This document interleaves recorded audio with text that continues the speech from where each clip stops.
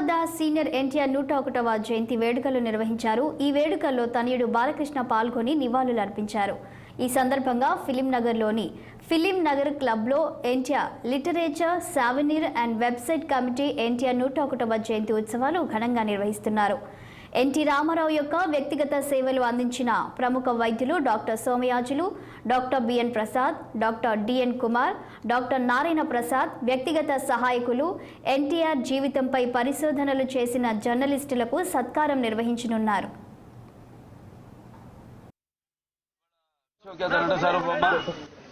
Nataratna Padmashri doctor Nandamuri Taraka Rama Rao గారు Telugu Desam party వ్యవస్థాపకులు. ఆయన 101వ ఈ జయంతిని పురస్కరించుకుని మరి ఇక్కడ అందరూ కుటుంబ సభ్యులైతేనేమి పార్టీ కార్యకర్తలు అందరూ కూడా ఆయనకి ఘన నివాళులు అర్పించడానికి ఎన్టీఆర్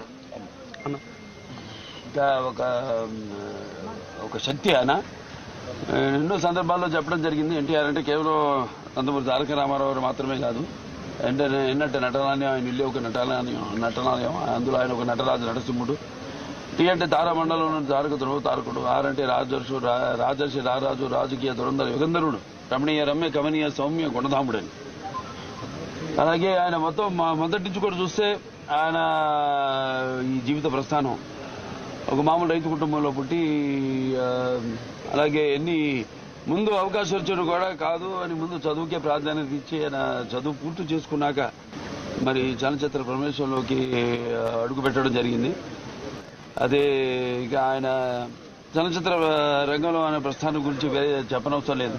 ఎన్టీఆర్ అంటే ఒక నటనకు నిర్వచనం, ఎన్టీఆర్ అంటే ఒక నవరసాలకు ఒక అలంకారం, ఎన్టీఆర్ అంటే నటనకు ఒక విశ్వ